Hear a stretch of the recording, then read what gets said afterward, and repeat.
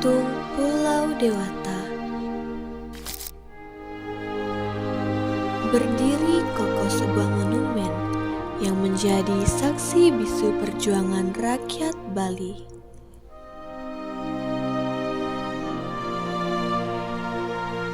Museum Bajra Sandi, begitulah ia dikenal, menyimpan ribuan kisah heroik yang patut kita teladani. Melalui video ini, kami, sekelompok siswa SMA Negeri 5 Denpasar, akan mengajak Anda untuk menyelami lebih dalam sejarah perjuangan rakyat Bali.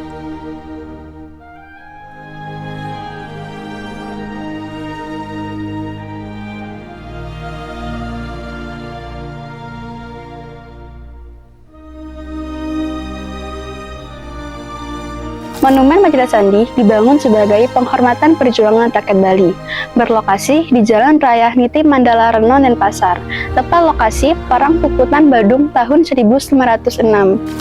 Luas bangunan 4.900 persegi berbentuk dasar segi 4 bujur sangkar simetris dengan luas tapak 70 meter x 70 meter dengan luas lahan 138.830 persegi berupa lapangan.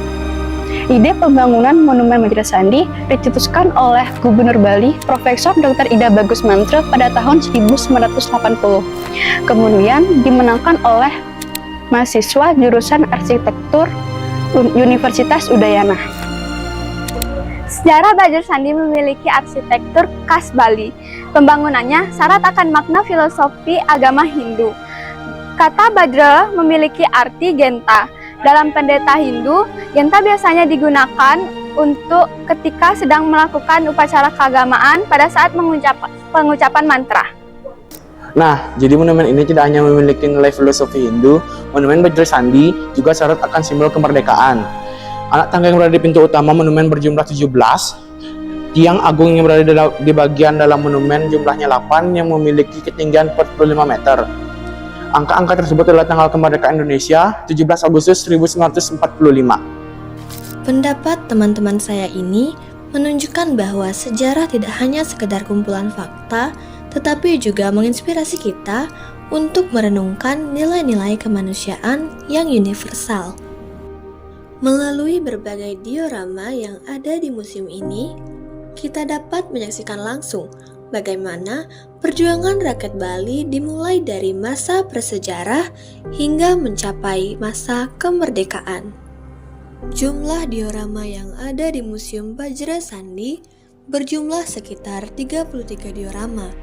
Salah satu diorama yaitu berjudul Puputan Badung tahun 1906 yang terdapat pada diorama ke-20, yang dimana pada diorama ini menceritakan tentang Raja Badung bersama dengan semua keluarga dan rakyatnya dengan berpakaian serba putih bertekad untuk melawan Belanda sampai mati. Tekad seperti ini dikenal dengan istilah puputan.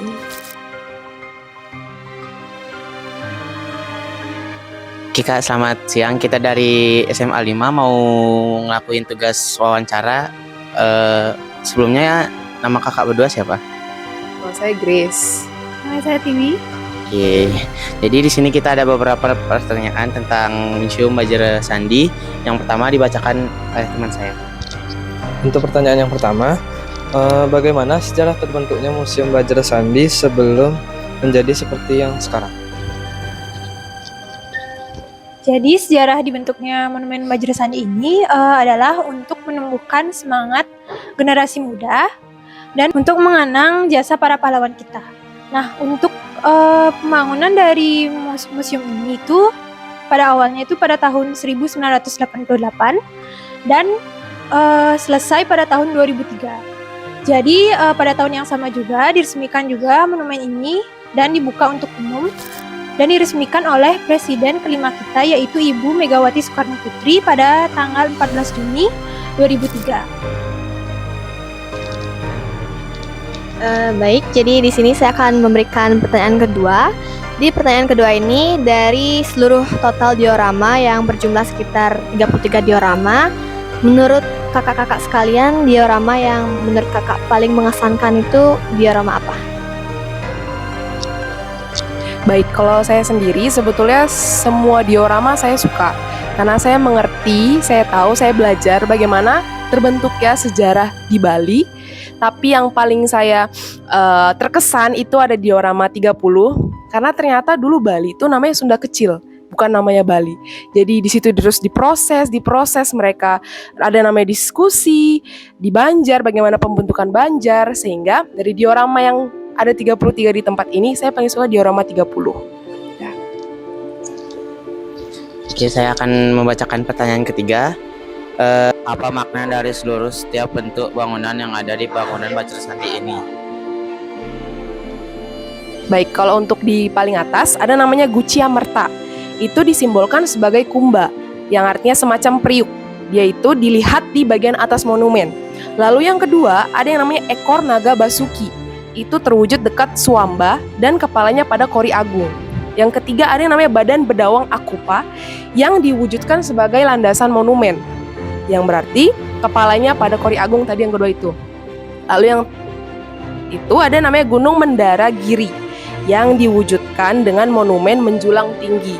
Dan yang terakhir ada namanya kolam yang mungkin adik-adik lihat yang mengelilingi monumen, itu diibaratkan sebagai Ksirar Nawa atau lautan susu.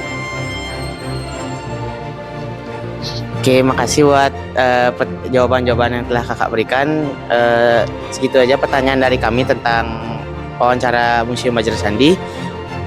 Pada badan dalam konsep Triangga, terdapat Museum Diorama Perjuangan Rakyat Bali yang berbentuk segi 8 dengan 4 pintu menuju teras. Pada teras di sisi timur laut, terdapat Padmasana sebagai simbol Dewa Wisnu yang mengendarai Garuda yang berpijak pada bedawang yang dililit naga. Konsep Triangga pada monumen ini terdapat pada puncak bangunan ruang dalam yang terdapat bentuk senjata para dewa pada hiasan langit-langitnya. Keseluruhan kekarangan yang terdapat pada puncak bangunan merupakan penggabungan dari pepataran flora yang dibentuk sedemikian hingga menyerupai bentuk abstrak dari kekarangan. Bentuk-bentuk keindahan pada bangunan tersebut dibuat melalui patra-patra flora yang terlihat lebih ringan dan harmonis. Museum Vajrasandi bukan hanya sekedar tempat wisata, tetapi juga menjadi sumber inspirasi bagi kita semua. Mari kita jaga dan lestarikan warisan budaya bangsa, agar semangat perjuangan para pahlawan tetap hidup di dalam hati kita.